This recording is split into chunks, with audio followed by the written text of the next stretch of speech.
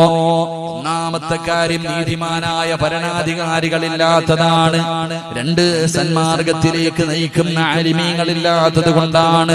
മൂന്ന്, തിന്മ കണ്ടാൽ തിരുത്തുന്ന നന്മ ഉപദേശിക്കുന്ന പ്രായമുള്ള ഉപ്പമാരും ഉമ്മമാരും ഇല്ലാത്തത് കൊണ്ടാണ്. നാല്, വനിസാഉഹും മസ്തൂറാത്ത് യതബറജന തബറജൽ ജാഹിലിയത്തിൽ ഊലാ. അല്ലാഹുവിന്റെ പ്രവാചകൻ പറയുന്ന നാലാമത്തെ കാരണം എന്തെന്നറിയുവോ? ഇന്നത്തെ പെണ്ണുങ്ങളുടെ ജീവിതത്തിന്റെ ശൈലികളാ, ഇന്നത്തെ പെണ്ണുങ്ങളുടെ പ്രവർത്തനങ്ങളാണ്. 6-ാം നൂറ്റാണ്ടിലെ കാട്ടറബികളായ പെണ്ണുങ്ങളെ പോലും തോപ്പിച്ച് കളയുന്ന രീതിയില്, അവരെ പോലും പരാജയപ്പെടുത്തി കളയുന്ന രീതിയില് എന്റെ പ്രിയപ്പെട്ട സഹോദരിമാരുടെ ജീവിതം അങ്ങനെയാണല്ലോ. എന്റെ പ്രിയപ്പെട്ട പെങ്ങന്മാര്, ഉള്ളത് പറഞ്ഞതിന്റെ പേരിൽ നിങ്ങൾ എന്നെ എന്ത് പറഞ്ഞാലും എനിക്കൊന്നുമില്ല. നിങ്ങൾ എന്നോട് ദേശം കാണിച്ചെന്ന് പറഞ്ഞിട്ട് എനിക്കൊന്നുമില്ല. നിങ്ങളുടെ സ്നേഹം കിട്ടുന്നതിന് വേണ്ടി ഞാനിത് പറയാതെ ഇരുന്ന നാളെ അല്ലാഹു നരകത്തിൽ എടുത്തു വെക്കുന്ന ഒന്നാമത്തെ വിറക് എന്റെ ശരീരമായിരിക്കും പെങ്ങള്. അതുകൊണ്ട് എന്റെ പ്രിയപ്പെട്ട ഉമ്മമാരോട് പെങ്ങന്മാരോട്, അല്ലാഹുവേ, ഇന്നത്തെ മുസ്ലിം പെണ്ണിന്റെ ജീവിത ശൈലികൾ കണ്ടാൽ, അവളുടെ നടത്തവും അവളുടെ സ്വഭാവവും അവളുടെ പ്രവർത്തനങ്ങളും കണ്ടാൽ എന്റെ പ്രിയമുള്ളവരെ നമുക്ക് അത്ഭുതം സംഭവിച്ചു പോവുകയാണ്. ഇന്നത്തെ പെണ്ണുങ്ങൾക്ക് എന്തേ സംഭവിച്ചത്? ഇന്നത്തെ എന്റെ പ്രിയപ്പെട്ട പെങ്ങന്മാർക്ക് എന്തേ സംഭവിച്ചത്? എന്തെല്ലാം കോമാളിത്തരങ്ങളാണ്, എന്തെല്ലാം പേക്കൂത്തുകളാണ്. അല്ലാഹുവിനും അവന്റെ പ്രവാചകനും ഇഷ്ടപ്പെടാത്ത കാര്യങ്ങൾ ചെയ്യുന്നതിൽ എന്റെ പെങ്ങൾക്ക് യാതൊരു പേടിയുമില്ല. അവൾക്ക് മരണത്തെ കുറിച്ചുള്ള ചിന്തയില്ല, ഖബറിനെ കുറിച്ചുള്ള ചിന്തയില്ല, നാളെ പടച്ച റബ്ബിന്റെ പരലോകത്ത് ചെന്ന് നിൽക്കേണ്ടവളാണെന്നുള്ള ഓർമ്മയില്ല. ചെയ്തു കൂട്ടിയത് മുഴുവനും പിടിച്ചു നിർത്തിയിട്ട് അല്ലാഹു എന്നെ ചോദിക്കുന്ന ഒരു ദിവസം വരാനുണ്ടെന്ന് എന്റെ പ്രിയപ്പെട്ട പെങ്ങന്മാര് മറന്നു പോവുകയാണ്. ഇന്നെല്ലാവരും ടിക്ടോക്കിന്റെ പുറകിലാ. എന്റെ പ്രിയപ്പെട്ട മുസ്ലിം പെണ്ണേ, അല്ലാഹുവേ, പണ്ടുള്ള പെണ്ണുങ്ങൾ തന്റെ മുഖം മറ്റൊരുത്തനെ കാണുന്നത് പേടിച്ചിരുന്ന ഒരു കാലമുണ്ട്, ലജ്ജയുണ്ടായിരുന്ന ഒരു കാലമുണ്ട്. അന്യവന്റെ മുന്നിൽ വന്ന് സംസാരിക്കാൻ മടി കാണിച്ചിരുന്ന പെണ്ണുങ്ങളുടെ കാലമുണ്ട്. പക്ഷേ ഇന്ന് പടച്ചവനെ, എന്റെ സഹോദരിമാര് പടച്ചവനെ ടിക്ടോക്ക് എടുത്ത് ഫേസ്ബുക്കിൽ ഇട്ടിട്ട് ലൈക്ക് തണ്ടുന്ന കാലവാ. എന്റെ പ്രിയപ്പെട്ട പെങ്ങന്മാരോട് ചോദിക്കുകയാ, നിങ്ങൾക്ക് എങ്ങനെ കഴിയുന്നു പെങ്ങള്?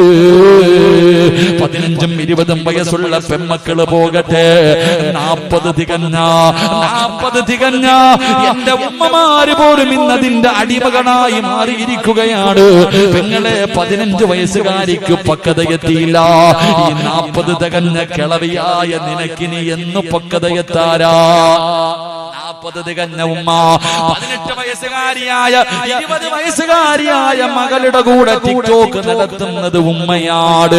അല്ലാഹുവേ, തന്റെ പൊന്നാര മക്കള് തോന്നിവാസം കാണിക്കുമ്പോ മൊബൈല് പിടിച്ചു കൊടുക്കുന്നത് ഉമ്മയാ. എന്റെ പ്രിയപ്പെട്ട സഹോദരിമാരോട് പറയുകയാ, എന്തിനാ മോളെ, നിനക്ക് ഈ രാജ്യത്ത് എന്ത് ചെയ്യാനുമുള്ള സ്വാതന്ത്ര്യമുണ്ട്. കാരണം എന്നത് പറയുന്നവൻ അകത്ത് പോയി കിടക്കേണ്ട അവസ്ഥയാ.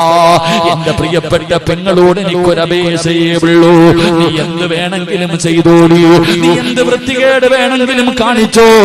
എന്തിനാ മോളെ ഫർദ ധരിക്കുന്നത്? എന്തിനാ മോളെ ഫർദ ധരിക്കുന്നത്? സാധനം തരാൻ ആളുണ്ട്, നിനക്ക് കൊടി പിടിക്കാൻ ആളുണ്ട്, നിന്നെ സഹായിക്കാൻ ആളുണ്ട്. പക്ഷേ ഇങ്ങനെ നടക്കുന്ന പെണ്ണുങ്ങളോട് എനിക്ക് പറയാറുള്ളത്, ഒരു ദിവസം നിനക്ക് വരുമ്പോ നീ ഇവരെ എല്ലാവരെയും വിളിക്കണം മോള്. ഇതെല്ലാം കടിഞ്ഞിട്ട് ഇന്ന് നിന്റെ കൂടെ എല്ലാവരുമുണ്ട്. പക്ഷേ ഒരു ദിവസം നിന്റെ കണ്ണിന്റെ മുന്നിലേക്ക് മലക്കുൽ മൗത്ത് അസ്റായീൽ ഫകസഫിനാ അൻക ഇതാക ഫബസറുക اليوم حديد. നിന്റെ കണ്ണിന്റെ മുന്നിലേക്ക് മലക്കുൽ മൗത്ത് അനുയായികളും ഇറങ്ങി വരും. അവർ പറയും കൊണ്ടുപോകാമെന്നതാടി, നിന്നെ റൂഹ് പിടിക്കാമെന്നതാണ്. വിളിക്ക് കൊടി പിടിച്ചവര്, പ്രോത്സാഹനം തന്നവര്, കൂടെ നടന്നവര്, സൈർ ചെയ്തവര്, നിനക്ക് ലൈക്ക് തന്നവര്, എല്ലാവരെയും വിളിക്കില്ല. പടച്ചവനെ, ആ മരണത്തിന്റെ രംഗം ഇങ്ങനെ കടന്നു വരുമ്പോ അവരുകൾ പറയുന്നു, കല്ല ഇതാ ബലഗത്തി തറാഖിയ വകീല മൻ റാഖ് വظن أنه الفراق والتفت الساق بالساق إلى ربك يومئذ المساق. മലക്കുകൾ പറയുന്ന ദിവസം ആര് വരുമടി നിന്നെ രക്ഷിക്കാൻ? ആ മരണത്തിൽ നിന്ന് രക്ഷിക്കാൻ ആരാ നിനക്ക് വരുന്നത്? ഇതെല്ലാം കഴിഞ്ഞിട്ട് നാള് ഇന്നിങ്ങനെ നടക്കുമ്പോ അമ്മ നിന്നെ ഇങ്ങനെ വെറുതെ വിട്ടിരിക്കുകയാണ്.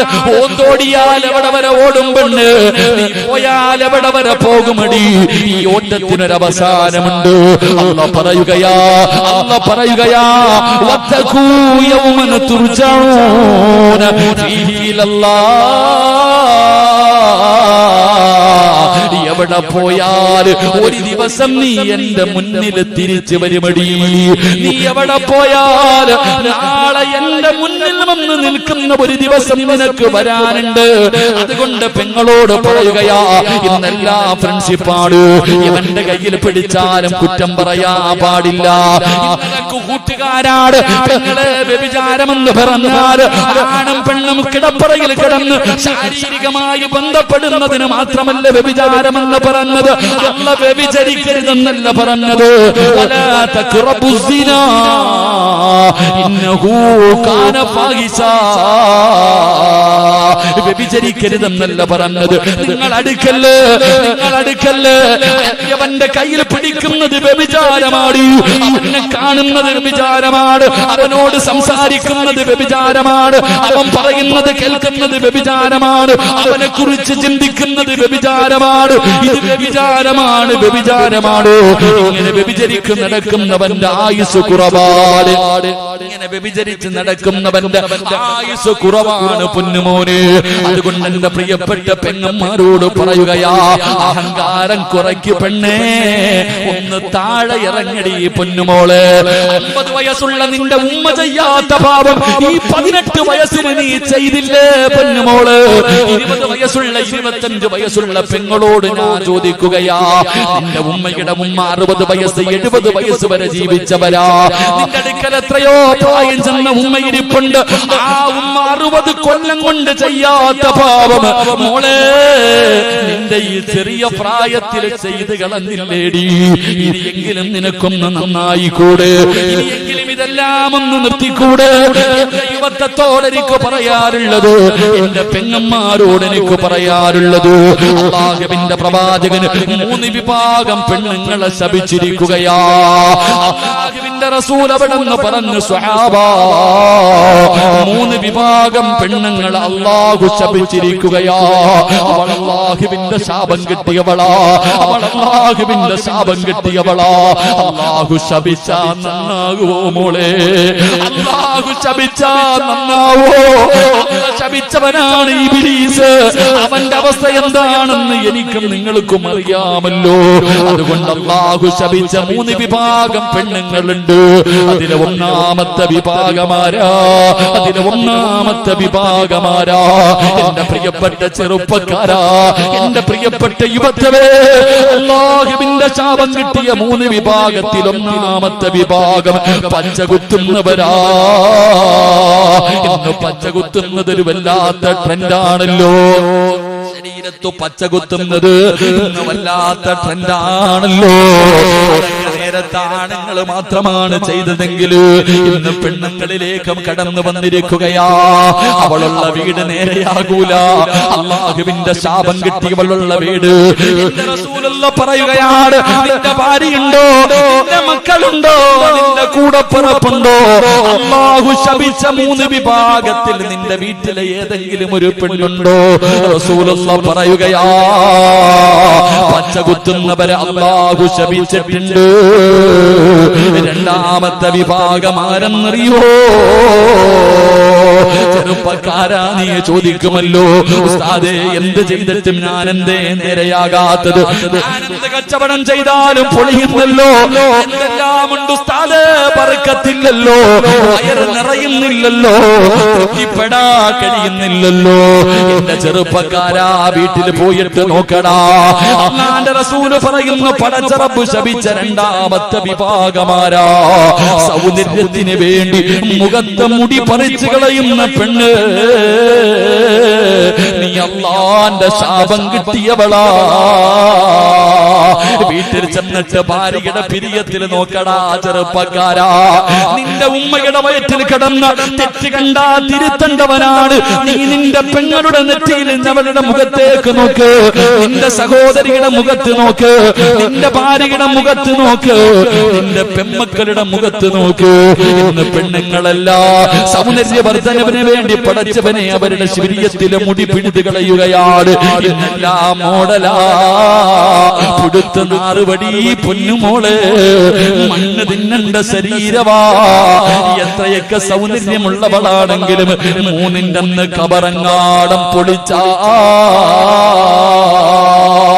അല്ലാഹുവേ, ചിതലും പുഴുക്കളും താവളം പെരുത്തുണ്ടതിൽ സന്തോഷമാണവകൾക്കു നീ ചെല്ലുന്നതിൽ. പൊൻവർണ്ണ കോമള മൃദുലമായ ശരീരമിൽ സമരത്തിലാണു പരസ്പരം തിന്നുന്നതിൽ. കാർഡില്ലറേഷൻ വേണ്ട പോലതിലുണ്ട്, ക്യൂ സിസ്റ്റമില്ല, തള്ളലാണത് കൊണ്ട്. ഇതെല്ലാം പുഴുക്കൾ തിന്നുന്ന ഒരു ദിവസം വരാനുണ്ട് മോളെ.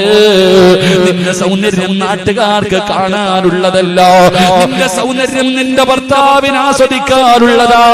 നാട്ടുകാരുടെ മുന്നിൽ സൗന്ദര്യമുള്ളവളാണെന്ന് തെളിയിക്കാ. തന്റെ മുഖത്തിലെയും തന്റെ പെരിയത്തിലെയും മുടി പിഴുതു കളയുന്ന ഉമ്മമാരെ, അല്ലാഹു ശപിച്ചവളാണ് നീ, അല്ലാഹുവിന്റെ ശാപം കിട്ടിയവളാണ് നീ. അങ്ങനെ ഏതെങ്കിലും ഒരു പെണ്ണോ ഈ മഹാനിന്റെ ചാരത്ത് വന്നിരിപ്പുണ്ടോ? അല്ലാഹുവിന്റെ മുന്നിൽ പൊട്ടിക്കരന്ന് തൗബ ചെയ്തോ? അല്ലാഹുവിന്റെ മുന്നിൽ പൊട്ടിക്കരന്നിട്ട് തൗബ ചെയ്തിട്ട് അല്ലാഹുവിന്റെ സ്നേഹം നേടാതെ പോകല്ലേ. 3ാമത്തെ വിഭാഗമാരാ? അല്ലാഹുവിന്റെ ശാപം കിട്ടുന്ന 3ാമത്തെ വിഭാഗം എന്റെ പ്രിയപ്പെട്ടവരെ, നരച്ച മുടി മറയ്ക്കുന്നവരാ. പടച്ചവനെ ഇന്ന് പ്രായം മറയ്ക്കാതെ, ഇന്ന് പ്രായം മറയ്ക്കാ പടച്ചവനെ നരച്ച മുടിയുടെ മുന്നില് എന്റെ പ്രിയപ്പെട്ടവരെ കറുത്ത പെയിന്റടിച്ചിട്ട് നടക്കുന്ന ചെറുപ്പക്കാരാ, എന്റെ പ്രിയപ്പെട്ട പെങ്ങന്മാരെ, അല്ലാഹുവിന്റെ റസൂൽ അവിടെന്ന് പറയുകയാ, നീ ശാപം കിട്ടിയവളാണ്, പടച്ച റബ്ബിന്റെ ശാപം കിട്ടിയവളാണ്. അതുകൊണ്ട് എന്റെ പ്രിയപ്പെട്ട മാതാപിതാക്കളോട് പറയുകയാണ്, ഈ പറയുന്ന 3 വിഭാഗം പെണ്ണുങ്ങൾ നിന്റെ വീട്ടിലുണ്ടോ? അവർ അല്ലാഹുവിന്റെ ശാപം വാങ്ങുന്നവരാ. അതുകൊണ്ട് എന്റെ പ്രിയപ്പെട്ട സഹോദരിമാരോട്, എന്റെ പെങ്ങന്മാരോട് എനിക്ക് പറയാനുള്ളത്, നിങ്ങൾ പടച്ചവനെ ഭയന്ന് ജീവിക്കൂ. അല്ലാഹുവിനെ മറന്നു പോകല്ലേ, വന്ന വഴി മറന്നു പോകല്ലേ. നിങ്ങളെ എല്ലാ പാവങ്ങളും കെടികളാ. ഇടയ്ക്കിടയ്ക്ക് നോവല് വായിക്കുന്നതൊക്കെ എടുത്ത് മാറ്റൂ. എന്തിനാ സിനിമാ താരങ്ങളെ കണ്ടുപിടിക്കുന്നത്, സീരിയൽ നടിമാരെ കണ്ടുപിടിക്കുന്നത്, മോഡലുകളുടെ ചരിത്രം വായിക്കുന്നത്? നിങ്ങളെ നിന്നെ പോലെ വികാര വിചാരമുള്ള ഭാരമുള്ള പച്ചയിറച്ചിയുള്ള നിന്റെ കാല് കാലാരടകുള്ള നിന്നെക്കാലും ഒരുപാട് സ്വപ്നങ്ങളും പ്രതീക്ഷകളുമായി കഴിഞ്ഞിരുന്ന എത്രയോ മഹദിമാരുണ്ട്.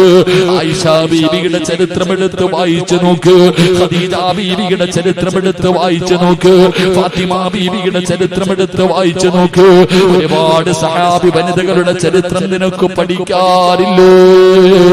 നഫീസത്തുൽ മിസ്രിയ എന്തൊരു സൗന്ദര്യമുള്ള പെണ്ണായിരുന്നു. ആ മിസ്റിന്റെ മാണിക്യത്തിന്റെ ചരിത്രം നീ വായിച്ചു നോക്കാത്തതെന്ത്?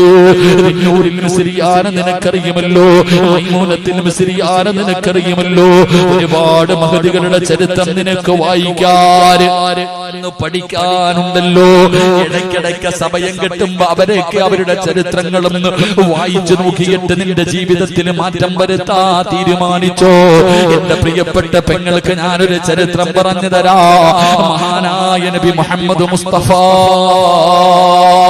സല്ലല്ലാഹു അലൈഹി വസല്ലമ തങ്ങള്, എന്റെ പ്രിയപ്പെട്ട പെങ്ങള്, സ്വന്തം നിലനിൽപ്പിന് വേണ്ടി പടച്ച റബ്ബിന്റെ ദീൻ മറന്നു പോകുന്ന ഏത് വൃത്തികേടുകൾക്കും കൂട്ടു നിൽക്കാൻ തയ്യാറാകുന്ന യുവത്വേ, അല്ലാഹുവിന്റെ പ്രവാചകൻ അവിടെന്ന് പറയുകയാണ്, ദഖൽതുൽ ജന്ന വസമിഅത് ഖശബതൻ.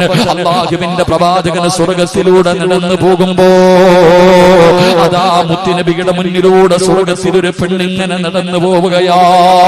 അല്ലാഹുവിന്റെ പ്രവാചകന്റെ മുന്നിലൂടെ സ്വർഗ്ഗത്തിൽ ഒരു പെണ്ണിങ്ങനെ നടന്നു പോവുകയാണ്. ആരാണെന്നറിയുന്നില്ല. അല്ലാഹുവിന്റെ റസൂലിനെ വല്ലാത്ത അത്ഭുതമായി പടച്ചവര്, എന്നെക്കാലം മുമ്പേ സ്വർഗ്ഗത്തിലൊരു പെണ്ണ് കടന്നു പോകുന്നു. മുത്തുനബിയാണ് സ്വർഗ്ഗം തുറക്കുന്നത്. അല്ലാഹുവിന്റെ പ്രവാചകൻ സ്വർഗ്ഗത്തിലേക്ക് കടന്നു ചെല്ലുമ്പോ അല്ലാഹുവിന്റെ പ്രവാചകന്റെ മുന്നിലൂടെ നടന്നു പോകുന്ന ഒരു പെണ്ണിനെ കാണുകയാണ്. അല്ലാഹുവിന്റെ റസൂൽ ചോദിക്കുകയാണ്, ഫഖുൽതു മൻ ഹൗലാ, ആരാ എന്റെ മുന്നിലൂടെ നടന്നു പോകുന്ന ആ പെണ്ണാരാ?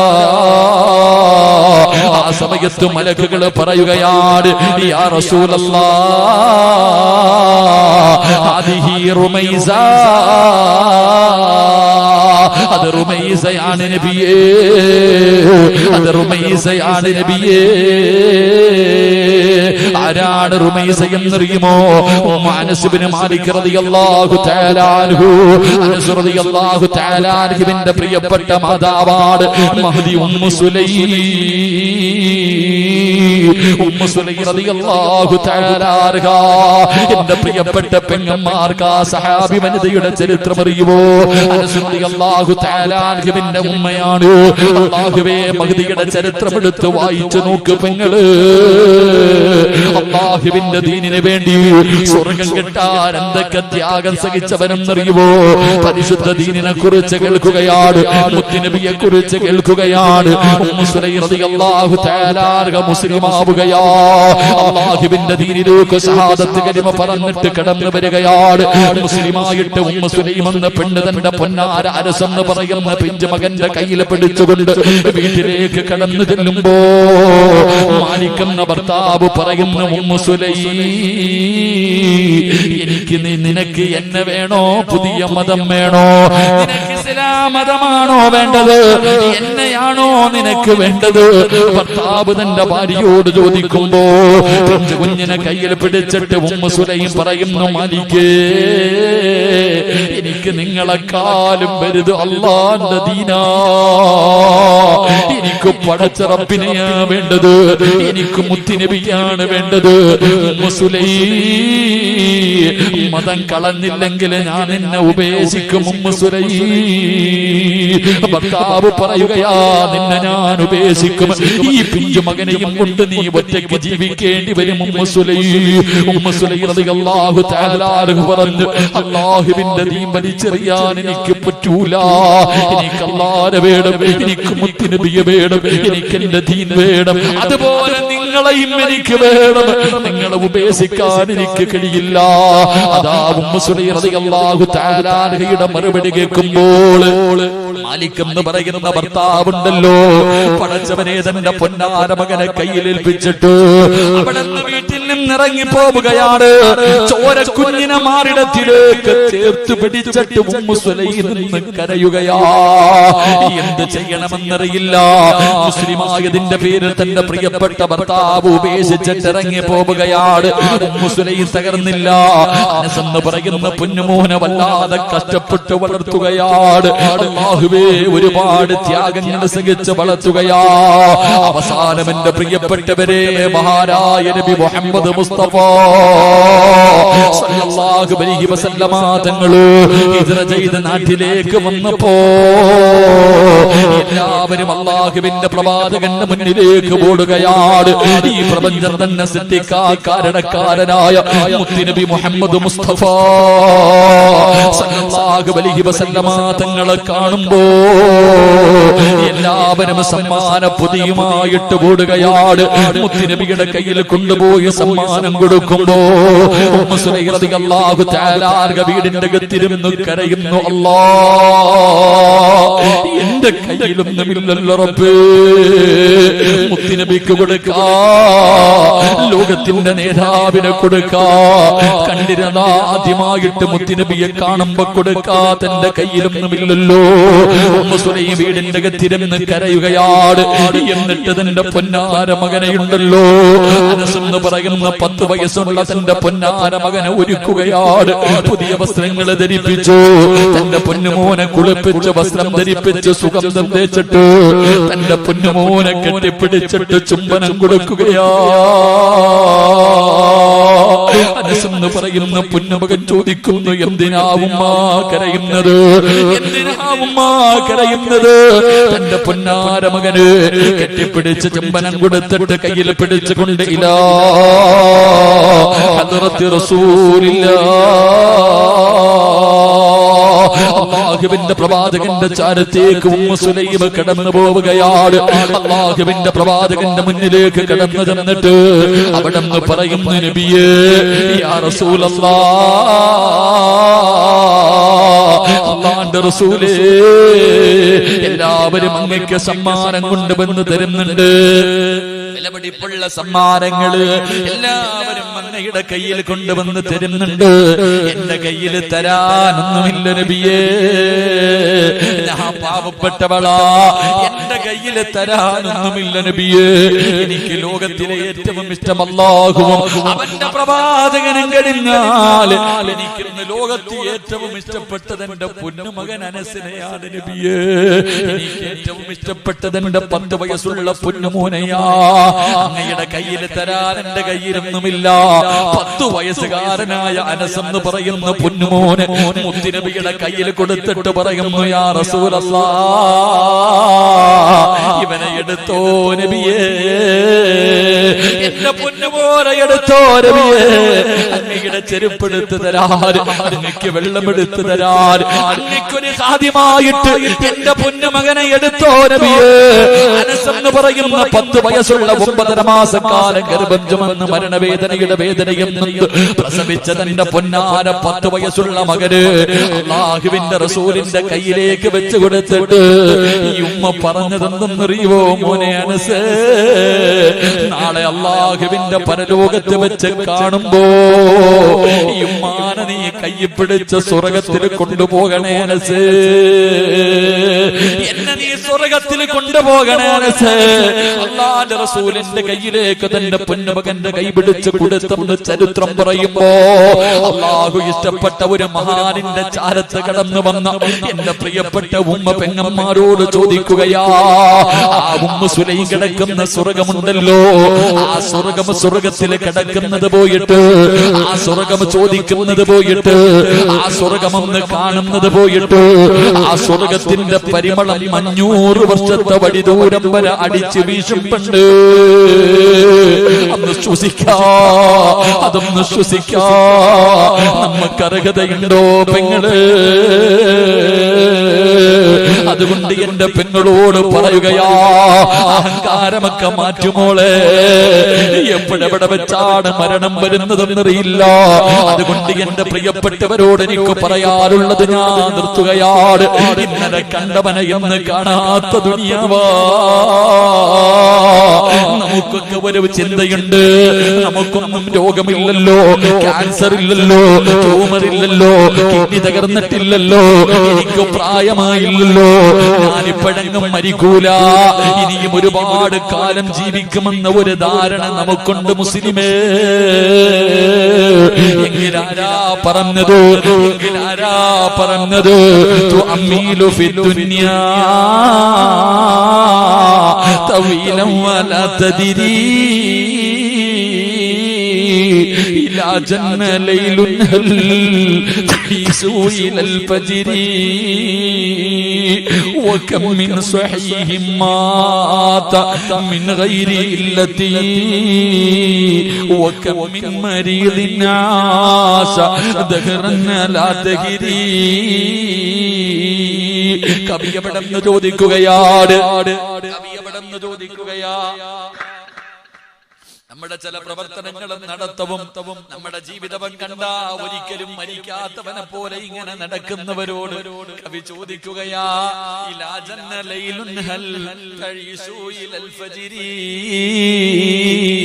രാവിലെ സലാം പറഞ്ഞിട്ട് ജോലിക്ക് പോയ നിന്റെ വാപ്പ എവിടെ പോയടാ?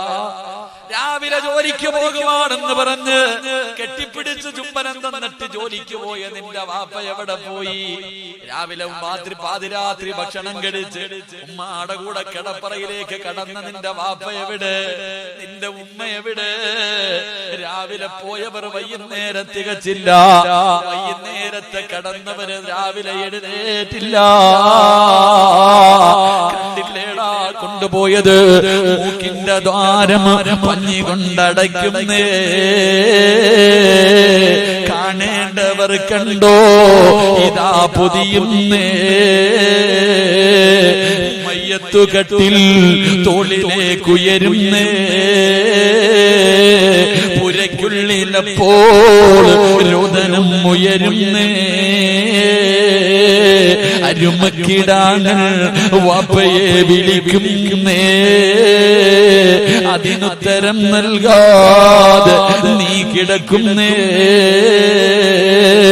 വെള്ള തുണിയിലേക്ക് കുളിപ്പിച്ചിട്ട് നിന്റെ വാപ്പാനെ കൊണ്ടുകിടത്തി, നിന്റെ ഉമ്മാനെ കൊണ്ടുകിടത്തി, നിന്റെ കുടുംബത്തിലെ പലരെയും കൊണ്ടുകിടത്തി, മൂക്കിന്റെ താരത്ത് പഞ്ഞിയെടുത്ത് വെച്ചു, ചെവിയിലും വായിലും കണ്ണിലുമെല്ലാം പഞ്ഞിയെടുത്ത് വെച്ച് 3 കഷ്ടം വെള്ള തുണിയെടുത്ത് പൊതിഞ്ഞിട്ട് അതാ തലയിലും കാലിലും തുണിയങ്ങ് ചുരുട്ടിയിട്ട് 3 കെട്ട് കെട്ടിയിട്ട് പള്ളിയിൽ നിന്ന് കൊണ്ടുവന്ന മയ്യത്ത് കെട്ടിനകത്ത് എടുത്തു വെച്ച് 6 പേര് ചുമന്നുകൊണ്ട് പള്ളിപ്പറമ്പിൽ കൊണ്ടുപോയി കുടിച്ചിട്ടില്ലടാ.